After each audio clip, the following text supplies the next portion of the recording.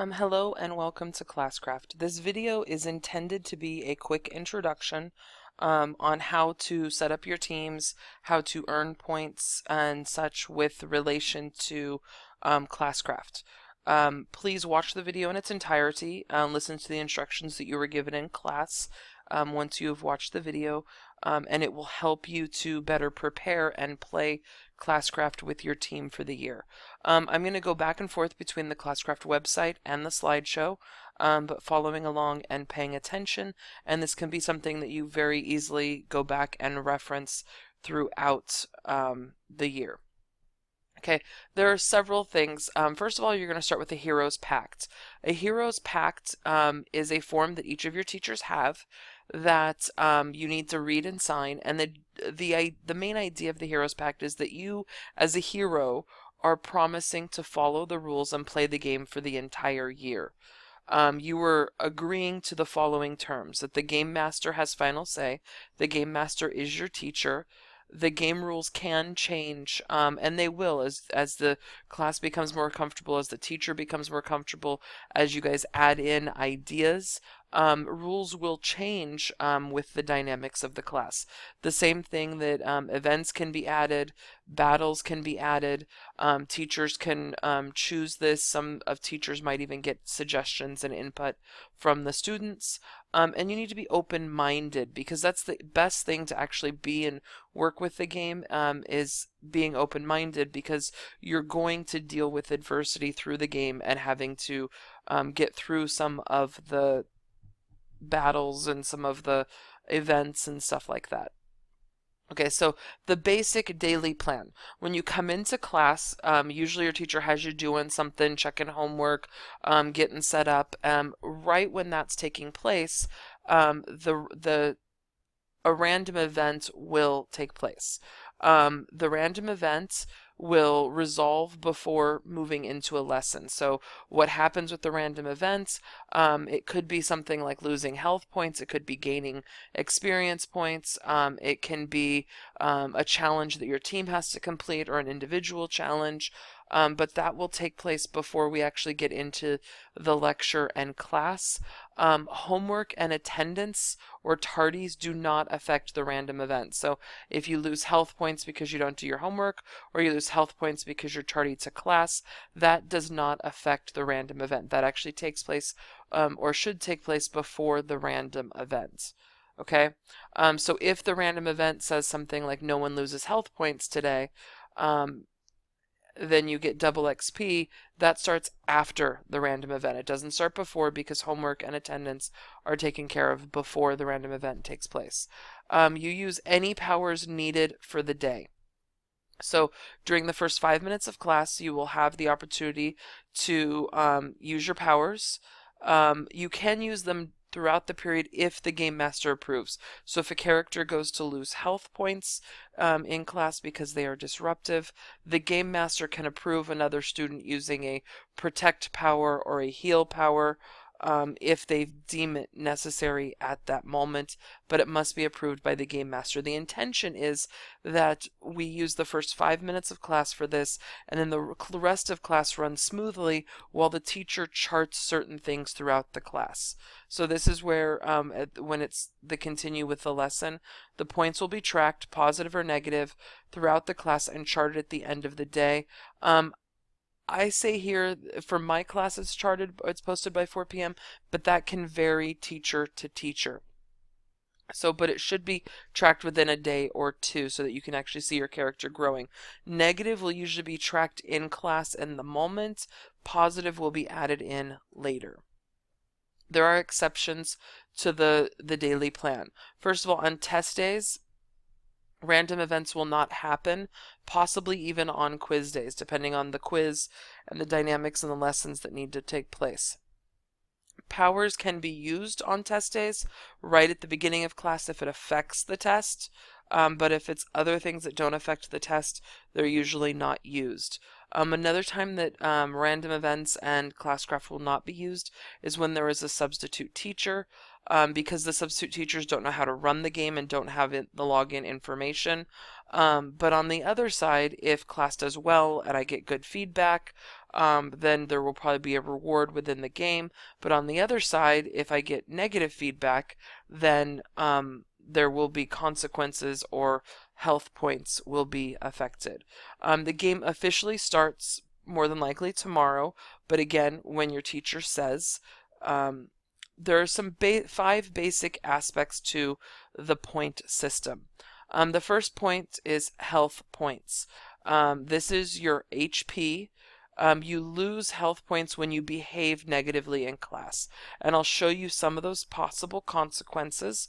And some of the consequences will vary by class.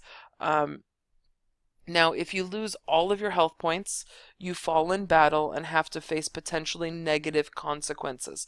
Some of those negative consequences could be that nothing happens. Some of them might be that you have to recite a poem to the class. Some of them might be that you need to sing and dance. Some of them might be that you need to copy a text. But you have to pay a consequence of some kind to get back into the game. Now, you can only gain experience points if you are alive. So the longer it takes you to fulfill your consequence, the more time you were spent out of the game not being able to gain experience points. Okay? Health points can only be regenerated by using powers. They aren't regenerated every night like the action points are, but they can only be regenerated by the healers and how you heal each other. Experience points, or XP, this allows you to level up and unlock new powers. In order to earn experience points, you have to behave in a positive way.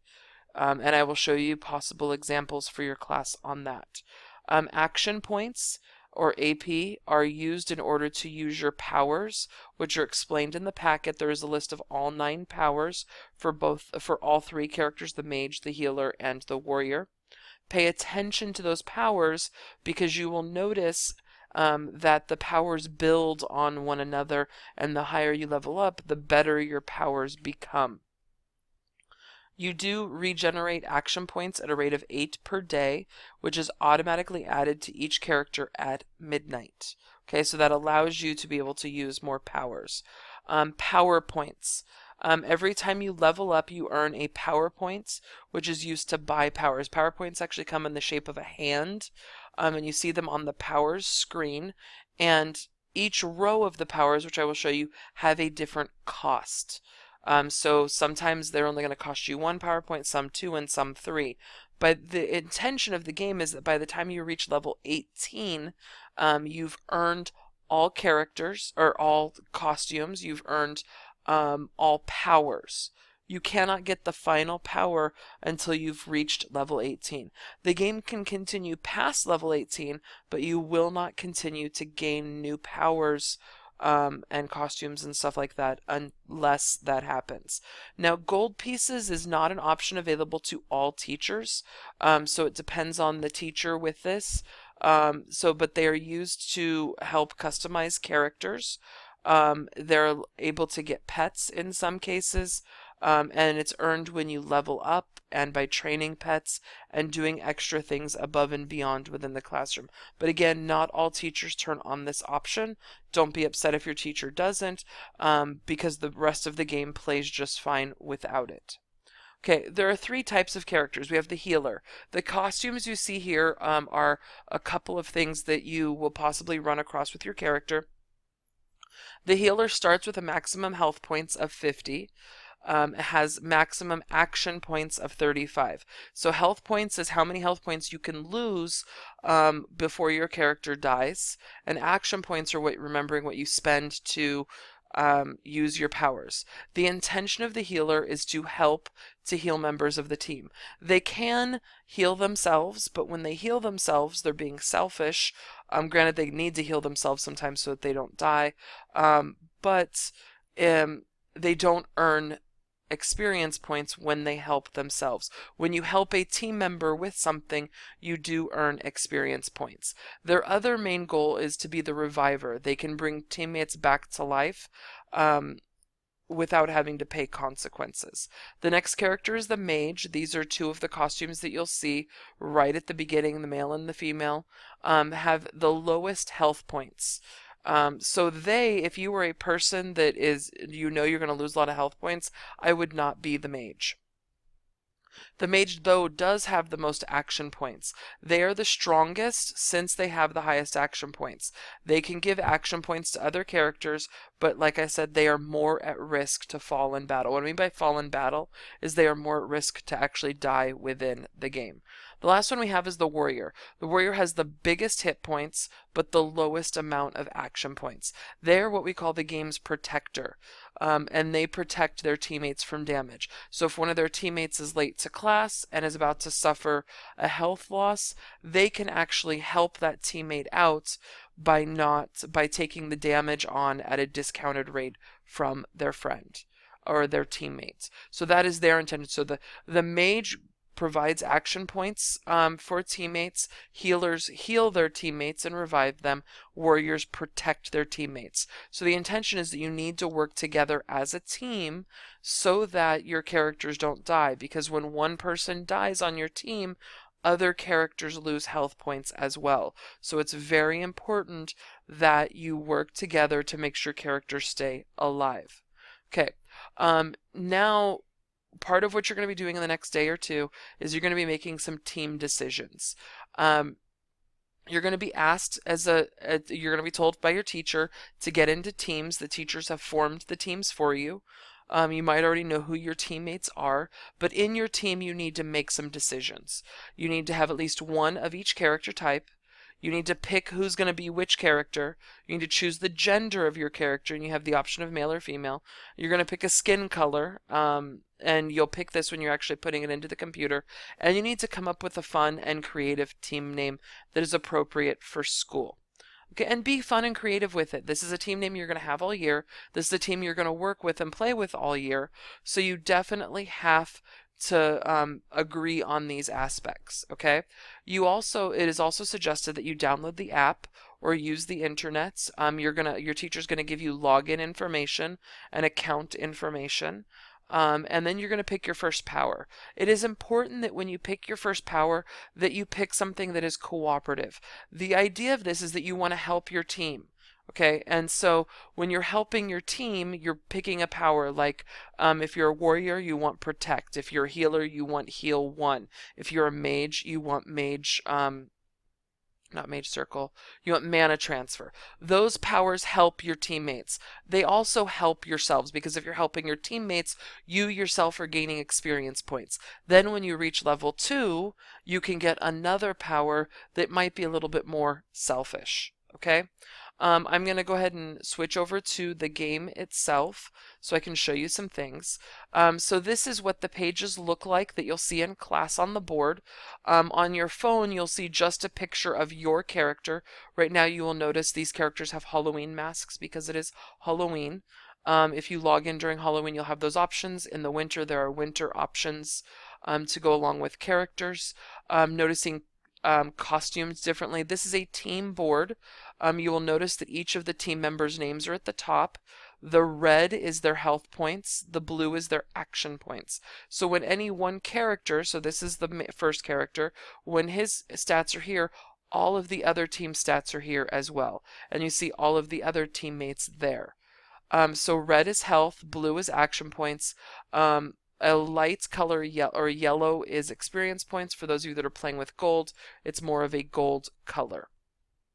Okay, teachers will add and subtract points using these buttons, and your powers are listed here. So if you actually click on a power and it opens up, you would click the green arrow or the green check mark to be able to use them.